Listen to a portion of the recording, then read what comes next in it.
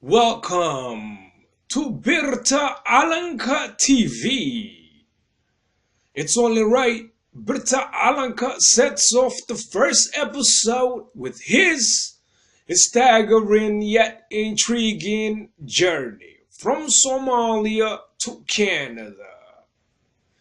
I will give a brief introduction before proceeding to elaborate further into the interview about the tragedies full of struggles and pain that Birta Calanka had endured during the civil war of Somalia. Birta Calanka literally walked while carrying a carton of cigarette with the former president of Somalia who ruled 22 years, General Mohamed Siad Barre, and became a war hostage to General Mohamed Farah Aidid. Then witnessed a man murdered next to General Mohamed Farah Aidid. Prior to that, Birta Calanka's father was sentenced to be executed since he refused to take part in the war in Hargeisa because he was a soldier in the military.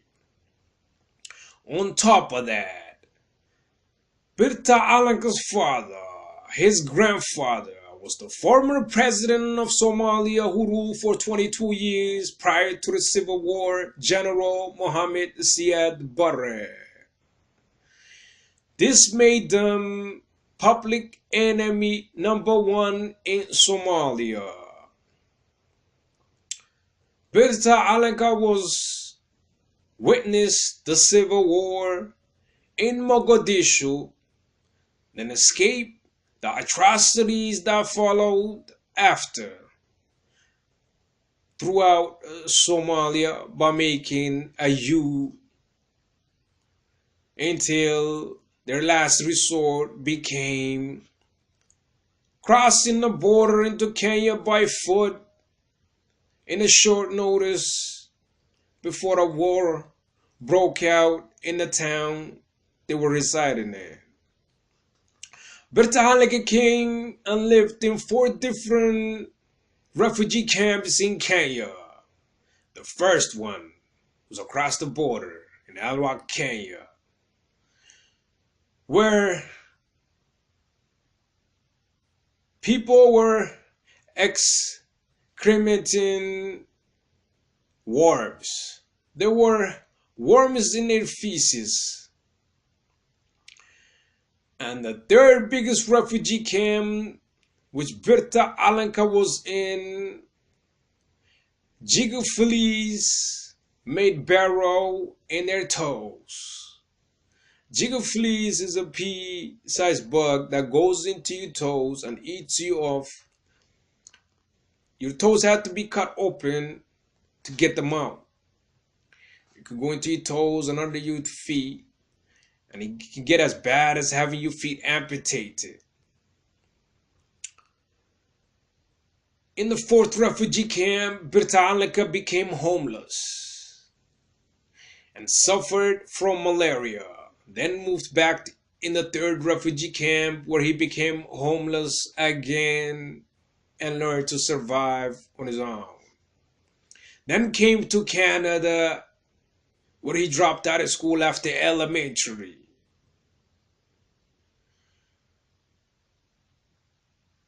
And Birta Calanka suffered from stress, depression, anxiety, bipolar, and with a rare disease that only 1 out of millions make it out of.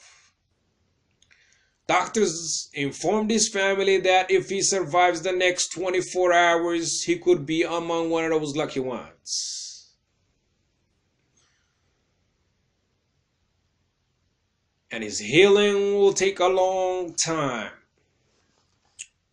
Birta Calanka survived lung cancer, diabetes, high blood pressure, hepatitis, and many more. Indeed, Birta Calanka was born in Somalia and was raised in the world's most dangerous city, Mogadishu, the capital city of Somalia, which was one of the most beautiful cities, capital cities of the world, and the lifest, best place to live in Somalia. That's why most Somalis say they're from Mogadishu, because they either from there or live there. Birta Calanka was raised in Medina Darkenley, to be exact, in one of the most dangerous area in Mogadishu. The most notorious, ruthless, and reckless gang out of Mogadishu lived in this area. Matter of fact, one night, Birta Calanka was out with his older uncles, and they were attacked by this gang called Ayal Fa'ali, and some of them were stabbed.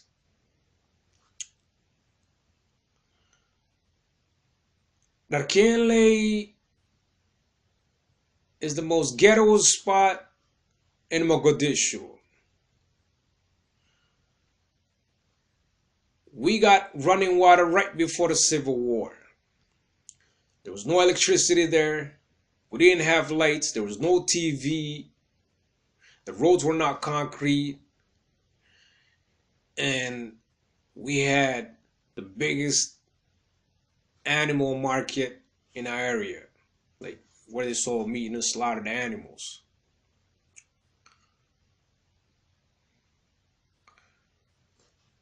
We had to walk half an hour to get to where the buses are and the stores are, and walk back half an hour. I remember when the Civil War started so vividly. It was a beautiful, bright, sunny day when the thunder sound of the missiles started shaking the city of Mogadishu. And I witnessed the casualties of wars within short moments. It's not a pretty sight. You had everybody scrambling, trying to make sense out of what's going on, what happened. Life as we knew it normal will never be the same from this day on. And at nighttime, the whole sky was lit up like it's fireworks. And the sound of gunfire would just ring in your ears. We didn't even used to sleep in the rooms. We slept in the backyard, just watching the sky. And went to bed, because the rooms would be attacked. I remember one afternoon, a war happened right outside of our house, and the bullets came into our backyard, and rubber pepper grenades hit right in front of our doorsteps. We were into that. We lived in the midst of that for about 2.5 weeks. Until one day, this big military car called 113 came to our house, and it was full of our relatives. They didn't have anything. It was just full of bodies. And we hopped in the car with nothing except what we had on. And we got out of the city. As we were getting out of this city, we came to this area where there was a heavy fighting. And there were live grenades that they took the pins out of, that they dropped in the middle of the road. And I remember the car was told to stop. And I looked over and I remember seeing wounded people that they were taking out of there. We were told we had to sleep here for the night because it was so dangerous. Nobody can move around. And we got so used to it, that, we slept next to abandoned tanks, like tanks that were not working. And in the morning, we left the city, you know, and you see everybody fleeing. If not, almost everybody fleeing. You see people fleeing with weapons, and it's sad that this is how I actually toured parts of Somalia, you know. And we slept over. We stayed a couple of days at this town called Shalambod. Then moved on. We were moving to the third biggest city of Somalia called Kismayo. And then we stopped just the outside of Kismayo, this town called Jamame. There was a school that was on the side of the road. Beautiful school. It was gated. They had basketball court. It was 2 floors. And these people that haven't seen war, they haven't heard gunshots, and they were going about their daily lives. And you know, there were students in school, in their class, and we told them school's over. Y'all need to leave. The country's under war. The country's in war. And that became our home. We lived there, and I remember my dad, he took his pistol and started taking his frustration out of the basketball board. And the basketball court's board, shooting holes into the board. And then after a while, like a month and a half, I think, we moved into Kismayo. And the end of March, in 91, the end of March, the people that overthrew the government, General Mohamed Farah Aidid, started attacking the city. Kismayo was under attack. This is the third biggest city of Somalia. Now, I've seen a lot of guns. I learned their names, the sound of them. It was easy to get guns, bullets. There was actually these extremists now. Before they were called Al-Tihad, and they had a big military base there. And a friend of mine actually got a grenade from it and exploded on him. No word of a lie, man. And yeah, so my father got injured in that war. Like the war has been going on for a couple of days, 3 days after my father got injured in it. The uncle got injured in it, and there was this. I remember these two airplanes came over the city, and everybody thought the city would get bombed down, you know. And I went over to the center of the town, and there was anti-aircraft guns there, literally stood next to them, and they were shooting into the airplanes. And you see people just going to the front lines to fight. And the next day, I remember I was attending Islamic class across my house, literally like couple of seconds away from my house. And our teacher is from the tribe that's attacking the city. So somebody informed these militia and told them, hey, this guy's from that tribe. And they came over, and our class is in a hut in his yard. So when you walk in, you don't really see it unless you look at it. So I guess these guys that came in, they didn't expect anybody to be in there, so they just went straight into the house. And after a while, we didn't see the teacher. So, you know, as a kid, when the teacher left, as a kid, we just played. We were just playing. It was a fun time. And all of a sudden, I looked over and I saw the teacher's wife who was pregnant. This guy had a gun to her belly. And then I ran. As I turned the corner, this guy had a gun to my father's uncle's head. Not the one that was injured. And then I went over to my dad. I was like, Dad, this guy's got a gun to your uncle's head and to the pregnant wife or the teacher, his belly. And my father was cleaning his gun and he was wounded. He put his gun together and came out and came to them. And he asked them, what's the problem? And they said, you know, they told him this guy's related to that. And he was like, you guys are a bunch of punks. You ain't got no heart. You can't fight.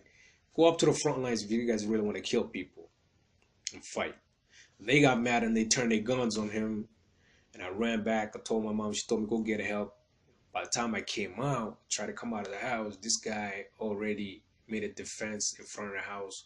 He had this big gun with 2 wheels set there, and this magazine on top of the gun. It was circle, huge magazine on top of the gun, and he had his finger on the trigger, you know, taking his aim. And I came up, and I just remember just falling back in the house, and I looked back, like, you know, and I looked back and looked to the corner, and he got up because he got shook. That was a kid. And I ran past him, called for help, and that situation was diffused. But you would hear like prisoners brought over from the war and then getting stoned to death. I wanted to go see that too, but then I got hauled back. Like, I think I left and then got captured. Like, it was like my mom caught up to me in the middle of my, you know, going to go see that. Then I remember the last day, this has been going on for like 6-7 days. The last day I went into the center of the town and seeing these extremes, like the religious group all had going out, like to fight. And people said the bridge had been destroyed. And then all of a sudden people started packing and fleeing. There was a lot of wounded people that they brought over. I remember going over to the hospital too, like a day before that. And then imagine third biggest city of Somalia fleeing in a short notice on one single lane. And it's only a concrete road until it gets to the airport. After that, it's sand. And this is the most jungled place in Somalia. So it became cloudy, and the thunder, it was about to rain, so you would hear the thunder sound. Anytime you heard the thunder sound, you think a missile was coming in. And there's all kind of, we just passed like all kind of roads that enter the city from those areas. The people thought maybe they came from this side. And we all thought we were gonna die, you know, because like they were literally right outside of the city, and we fled in a short notice, you know. And luckily they haven't caught up to us. And as we were leaving, now this is the most jungled place in Somalia. It has a lot of wild animals, and like literally we got out of the car and started walking because cars are not moving. It's like they're just barely moving. And then I remember when it got darker, people started cooking. They got hungry, started cooking whatever they had.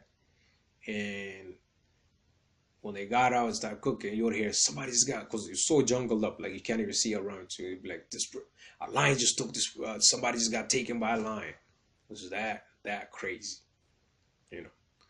And after a couple, this place actually has a nickname. It was called Habar Walid, meaning the curse of the parents. The parents curse you, you know. And we came, after the couple of days, we came to a town called Doble. In this town, you know, now you don't have washrooms, you're living in a hut, everybody's taking number 2 outside. And then some disease happened where people were just having diarrhea. The water was salty, with some sweet water, and you gotta drink dirty water, boil it up and drink that. And, you know, this is actually what I learned. This is what I shot my first gun. We went into the jungle. I was with my relatives. They were firing a gun. I was like, let me in it too. So they let me in and stopped firing, you know. And afterwards, with these 2 tribes that fled with us, that came to the area, started fighting each other. We had to leave that place. We came to Ghetto in a town called Alwak. And the former president of Somalia was overthrown is in this region, Ghetto, but not in that town. And I remember in 92, I got a little table and I was selling candy, gum, and cigarettes, and etc. My relatives also had that. So I would go into the center of the town during the day, and because this drug that Somalis are addicted to and love so much, called chat, some leaves, they would eat. It would come in the daytime and I'd tell them, get your pack of cigarettes, and they would buy all the cigarettes from me. So one day I was hanging there, and relatives of mine had a car that they used to use as a taxi to cross the border from Alwak, Kenya to Alwak, Somalia.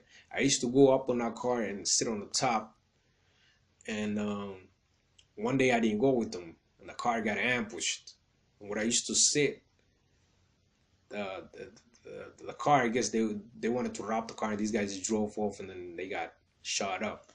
And then where I used to sit, people that was sitting, they got wounded. And that was the last day I came to that area.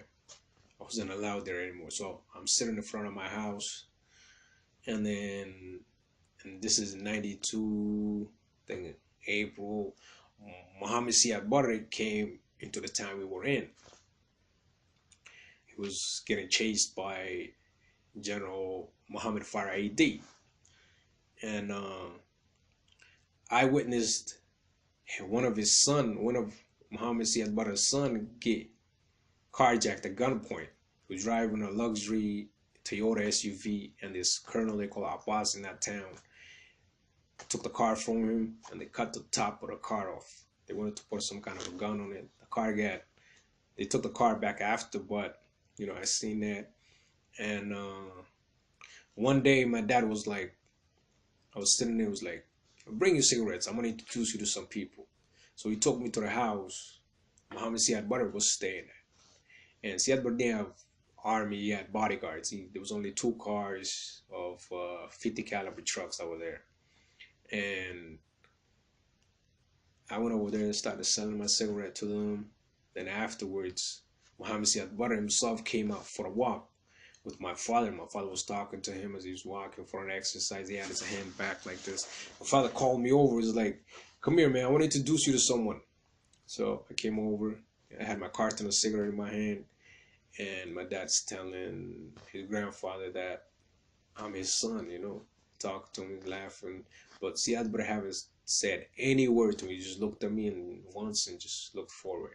Just kept looking straight. And I was just looking at him, and then I just walked along with him. And I just left them after, you know. Went to go sell my things. And afterwards, I would see my father. Like, I used to see my father clean his gun. I knew how to clean it, and then started cleaning. I was like, let me clean your gun. He had a big AK that has 2 legs. And the AK has, long AK has an extended banana clip, 90 rounds, you know. I used to clean that for him, take it apart, put it together. And so Siad Barre was getting ready to leave because Aidid was coming. And the day he was leaving from Somalia, like, you know, into Kenya, and then eventually to Nigeria, my father, we used to flee with a car. So the car we used to flee with got stolen, right? So we didn't have a car to flee with. My father tried to go get a car, but he couldn't find a car. And so when they were fleeing, my father's uncle came to him and said, bring you and your boys, let's go. And my father told him he won't go with them. You know, that he can't leave his mom, his wife, his sisters, his aunts, and their kids, and he can't leave them. You know, and the uncle said, if you don't come, I'll put 5 in you right now before they do it. So my father tried to fight it off, but his uncle looked serious, so my father was like, you know what? He came with them. They put us in a 50 caliber truck that was part of the Siad Barre's entourage. And when we got to the border, all your guns get confiscated, right? Now you're in another country. So they put Siad Barre in a helicopter, and they took the guns, and they were telling people they were going to go further into Kenya, around Wajir town, somewhere, Hawass Valley. I think that's what it was called. And then after the guns were confiscated, my father told his uncle, now can you stop me with your teeth? You know, he jumped out of the truck, and we jumped out. And shortly after, the town, Alwag, Somalia, got Aidid came in there from all directions, and most people fled. That Colonel Abbas was there. That's his town. He was there with a little militia, and there's a large amount of Barre tribe that had nothing to do with the Somali conflict that was living there. And we were living there. And when Aidid came, I was in the middle of the town selling rice, and then the little war happened, and then afterwards they didn't know who these people were, so they just assumed they were also our tribe, and they started shooting at them till they figured it out later. And you gotta remember, so you gotta remember that they just got chased out from the other town, and most of them were wounded. And Aidid was also minorly wounded, and his right hand man got killed there by my father's cousin, Colonel Barre. And so they captured my dad after, and they asked him what his tribe was, and he told them. They couldn't believe it. Like, they were taken by surprise. Like, what? This you think this is a game? Like, they wanted to kill him. But then he's like, you guys asked me a question and I gave you guys an honest answer, And like, you're related to the most wanted man. You're here? And he's like, listen, I'm in my country with my family. Now, if you guys want me, I'm in my country living with my family. But if you guys want him, then go find it where it is.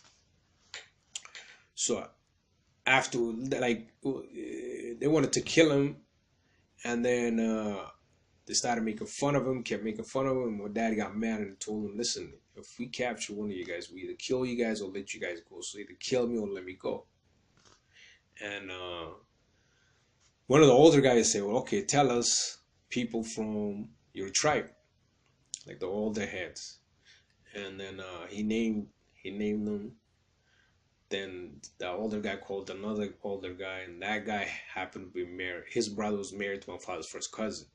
And that guy became my father's bodyguard. Like, he was guarding him in the safe house.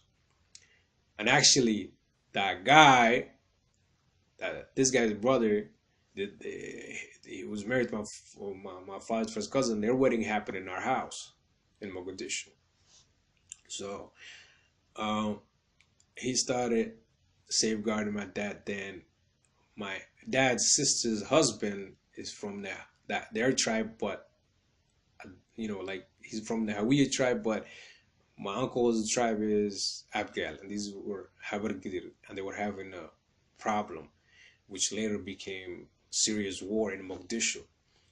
So the guy that were guarding my dad didn't take my uncle. He didn't think they were gonna kill him since he's Hawiye. So what happened was nighttime. When the nighttime came, three guys came and took my uncle. And my aunt ran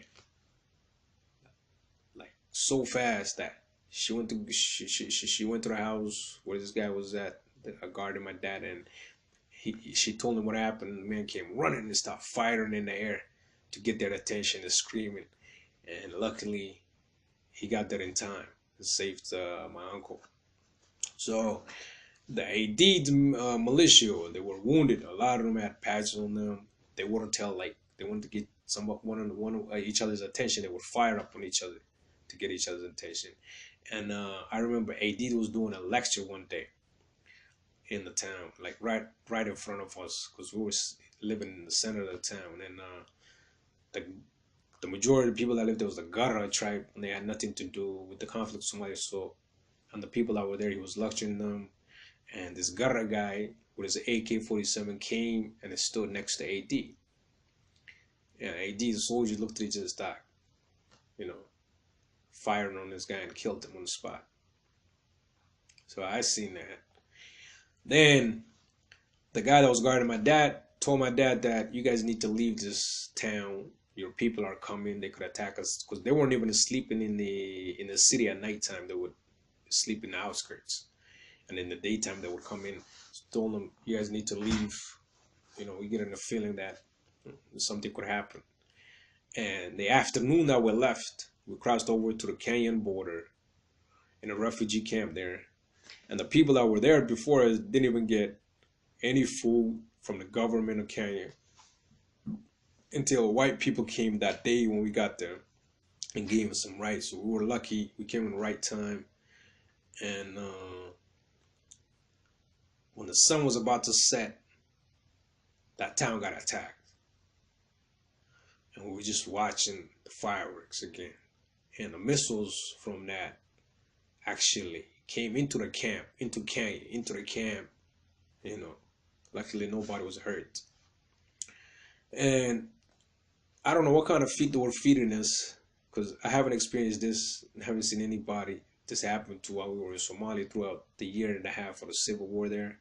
When we came in Kenya, in that refugee camp just across the border, people started, there was a breakout of people excrementing worms. And yeah, they were discharging worms. We were discharging, it happened to me too. Like, it's not just worms, actually, it's like snakes, yellow, long, and it's painful when they're coming out.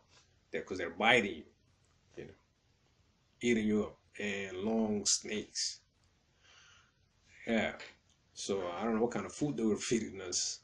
And after that, we all couldn't leave at one time, so some of us, we had to like leave 2, 3 at a time, couple at a time, because people that live there that are Somali Kenyan have to, you gotta pay them, they gotta smuggle you in their cars, and big cars with their animals. And the car also, there's helicopters patrolling the border, so they gotta hide while the helicopters coming out of the trees, then pay the checkpoints, bribe them, get there. And then me and my sister came with my father's mom, his mom, my grandma. And we came to where the people that went with Siad Barre were staying at. Then we went further down into Otango, a big refugee camp, the biggest refugee camp till 95, 96, I think. And we came there. It was right outside of Mombasa, second biggest city of Kenya, and we were in a barbed wire. If you went out, it was on your own discretion. And this place, this camp, has jigger fleas. The jigger fleas make barrow into your toes, and they eat you off your toes, under your feet, and you have, your toes and your feet have to be cut open to take them out. And you got to do it yourself. It's painful. Your whole toes would have holes in your feet, and it could get as bad as having your foot amputated. Then there was another camp that opened up called Marafo, and that camp, we went there because you had a car there. People wanted to get a car there, get more food, and because it was crazy, man. Now when we got there, I remember one day people there were protesting. They went up to this white guy where he was staying. They asked him for food. I guess they were short of food and whatever, and they heard food was not coming or whatever, right? And the guy is saying, well, we gotta wait on God. Whatever God gives us, I don't have no food. And people that were supposed to be Muslim, they didn't understand that. So this guy's like, whatever God gives us, that's what we waiting on. And then they keep protesting, and all of a sudden, a large amount of bees came out of nowhere and started dispersing the crowd. And this one, and they all fell on this one person. This guy had to take a blanket and a stick and start beating that person to shake the bees off them. Seeing that, like, cousin of mine, I got bitten by the bee, and we didn't run far. We just were watching from distance afterwards. So it's crazy. Then I suffer from malaria. Trust me, malaria is not something you want to experience. Then I became homeless. My aunt, like my grandma, went back to Otango camp, and then my aunt started kicking me out of the house. And the day that I'm getting kicked out of the house, ignorance is huge in our community. The Somalis, they fight over like for example, they were fighting over people that have their hair is harder, and the ones that have softer hair, right? So the ones that had the harder hair, they got kicked out of the town. And so at nighttime I was scared. When I got kicked out, I was hiding in where they distributed food. in the corner, hoping nobody sees me. But then when I had to sleep, like, so I was like, all right, gotta go, man. Gotta go to sleep. So I gotta find me a house that's empty. One of those unfinished huts. There's no tent on it, and there's nothing on the bed. It's just made out of uh, branches, you know, and sticks. So as I'm sleeping there, all of a sudden I get up and I look over to my left, and there's a snake in my face. I just took off running. And so I was running up past a lot of snakes, and I'm right in front of the water. Then I just stopped. I just picked up a stick. I was like, I don't even know what I was doing. The sun was about to come up, and I just came straight to where my aunt, the house that I was used to sleeping on, my aunt who kicked me, I was sleeping. And I kept trying to open the door, and finally broke and started beating it with a stick. And she got shook. Like I got shook, you know. And anyway, we moved back to the Otango camp. Then everybody was there, and she started kicking me out. I used to get abused, man. Like, Then later, I started getting. When she was cooking food, I wouldn't let her cook food. I used to stone the house, like whatever she's making, cooking. The whole neighbors tried to get me, they couldn't, But afterwards, I was like, I can't get back to that house. I kept getting kicked out a couple of times and tortured. Then I was like, I gotta figure a way out, man. So I was like, you know what? The mosque is open. Sleep there nighttime. And then I ran with my little friends. They started stealing. It was fun to them. And I was stealing because I was hungry. And then I'm homeless. I used to see all these gangs fighting. And later I figured, when everybody leaves the house, because I used to go with my grandma. She used to take flour and oil to this lady, and then we should get some money. And I went there. I waited when people left the house, snuck in, broke in, and took some flour and oil, and started taking to the lady. Like, grandma sent me this, and she would give me money, and I would go buy me food to eat. Even take the bus, go around to Mombasa, Malindi, that weren't far from the area. And one night I was in a theater trying to kill time before I get in the mosque, and my uncle who lived with us and his cousin walked in the theater, and my uncle was like, "Hey, get out of this movie, man. This is grown people's movie." It's like, listen, do you know where I slept last night? Do you know who? If I ate, if I died, and you care about a movie? And the guy goes, my uncle's cousin said, listen, if that's true, you have nothing to say to this guy. So I ended up watching the movie across them, and then they didn't even pay. I snuck in. And afterwards, I seen gangs fighting. Now ignorant people were. These gangs that are fighting, the leaders on both gang, this gang's leader, his sister, her son that's leading the other gang. So now it's an uncle, and his sister's son that's leading the gangs are fighting each other, which eventually became a big thing, and he carried over into Somalia, and when the camp was closed, though. Now, I came to Canada in '94 July. Then we came to Canada, became in the shelter, then got a government housing. I dropped out of school after elementary, and in the school, I used to get into a lot of fights, beat up kids, like basically a bully. I was spending so much, and then one day I was suspended. I went to the school where I was supposed to go after elementary, and then the principal figured out who I was. He came up to me, he's like, "What are you doing here?" Because I was on a bike. And then he told me to leave, and after he found out who I was, he contacted the school, and he was like, "I don't want this guy coming to my school." So I just didn't even like school, Even before that, I was going to school, but I wasn't learning nothing. I didn't even have a backpack. I would let kids do my homework, my work. I would just sleep in the class, whatever, And I was depressed, stressed, and then long road suffer from anxiety, bipolar, and I had this rare disease that 1 out of 1,000,000 survive, and my family was informed that in the next 24 hours, if I'm alive, I'll be among one of those lucky ones.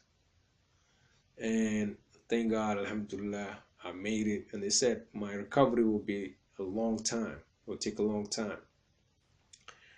And I also suffered and survived lung cancer, diabetes, high blood pressure, hepatitis, liver failure, and many more, survival of the fittest, real soul survival, man. All these people talk always surviving. Trust me, man. Like, I lost so many people that you can imagine. 4 of my brothers and a sister throughout that, And so many people, man. So this is Birta Calanka TV. And Birta Calanka himself, the rapper and the poet, in this first episode, keep an eye on the second episode. I'll be continuing off with how I became a rapper and a poet, and how far I reached, and why, yeah. Birta Calanka, check it out.